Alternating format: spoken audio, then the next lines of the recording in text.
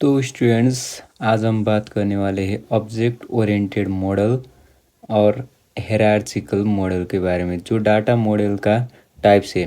मैंने पहले वीडियो में बताया है कि डाटा मॉडल क्या होता है और ईआर डायग्राम के बारे में भी बताया है। तो डाटा मॉडल 5 टाइप्स के होते हैं, उनमें से आज हम 2 टाइप्स के बारे में बात करने वाले हैं और 2 टाइप्स इस वीडियो के बाद में दूसरा वीडियो में बात करेंगे। और आगे वाले वीडियो में डाटा मॉडल क्या होता है और ईआर डायग्राम क्या होता है उसके बारे में मैंने बता दिया है, आप लोग चेक कर सकते हैं आगे वाला वीडियो। ठीक है, अभी देखते हैं ऑब्जेक्ट ओरिएंटेड मॉडल क्या होता है।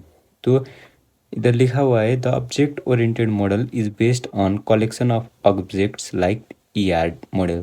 तो ईआर मॉडल में क्या होता था कि कोई भी एक इंटिटी, जो ऑब्जेक्ट्स भी हो सकता है रियल लाइफ में, तो एक इंटिटी का मैनी एट्रीब्यूट होता था और एक ऑब्जेक्ट्स होता था। वैसे ही ऑब्जेक्ट ओरिएंटेड मॉडल में क्या होगा कि कलेक्शन ऑफ ऑब्जेक्ट्स होगा। ठीक है, तो objects contents values and bodies of codes which are called methods. तो एक ऑब्जेक्ट क्या कंटेंट कर सकता है, एक ऑब्जेक्ट कोई भी वैल्यू और कोई कोड कंटेंट कर सकता है, उसको हम मेथड कहते हैं। ठीक है, an object can contain another object to an arbitrarily deep level of nesting. तो क्या हो सकता है कि एक डाटाबेस है, एक डाटाबेस में लेट इमेजिन 5 एक डाटाबेस में 5 ऑब्जेक्ट्स है, तो वो ऑब्जेक्ट्स का वो ऑब्जेक्ट्स फिर से कोई और डाटाबेस को क्या कर सकता है, कंटेन कर सकता है। जैसे कि इधर देखिए, एक हमारे पास डाटाबेस है,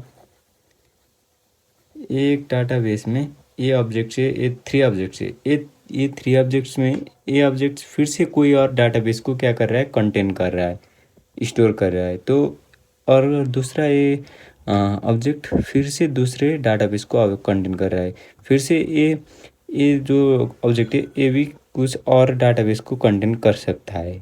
ऐसे नेस्टिंग, जैसे कि एक से जुड़े हुए दूसरे ऑब्जेक्ट्स भी हो सकते हैं ऐसे। ठीक है, और इधर लिखा हुआ है, another feature of object oriented model is inheritance, that is new class can be derive from the existing class. तो न्यू क्लास क्या कर सकते हैं, एग्जिस्टिंग क्लास से न्यू क्लास के डिराइव कर सकते हैं। ठीक है, तो डाटा मॉडल का दूसरा टाइप्स है हायरार्चिकल मॉडल। तो हायरार्चिकल मॉडल क्या होता है, इन hierarchical model the data is organized into a tree like structure। तो ट्री लाइक स्ट्रक्चर में डाटा को क्या करते हैं, ऑर्गेनाइज करते हैं। The structure always repeating information using parent child relationships. तो क्या करता है, इंफॉर्मेशन रिपीट भी हो सकता है, क्योंकि एक पेरेंट क्या कर सकता है, मैनी चाइल्ड कंटेन कर सकता है।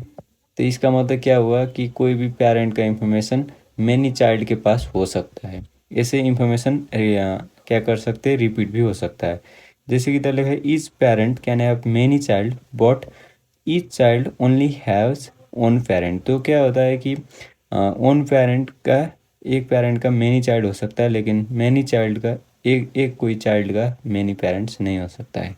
जैसे कि इधर देख सकते हो, एक पेरेंट क्लास है, पेरेंट क्लास है, तो इसका क्या है, ये चाइल्ड है।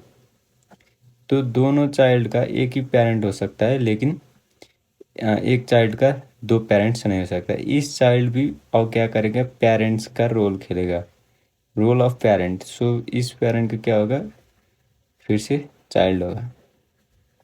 ठीक है, आप लोगों को समझ में आ रहा होगा। तो आज का एक टॉपिक में हमने क्या सीखा कि हायरार्चिकल मॉडल क्या होता है और ऑब्जेक्ट ओरिएंटेड मॉडल क्या होता है। तो आप लोगों को कोई भी डाउट है तो आप कमेंट सेक्शन में बता दीजिए। मिलते हैं अगले वीडियो में।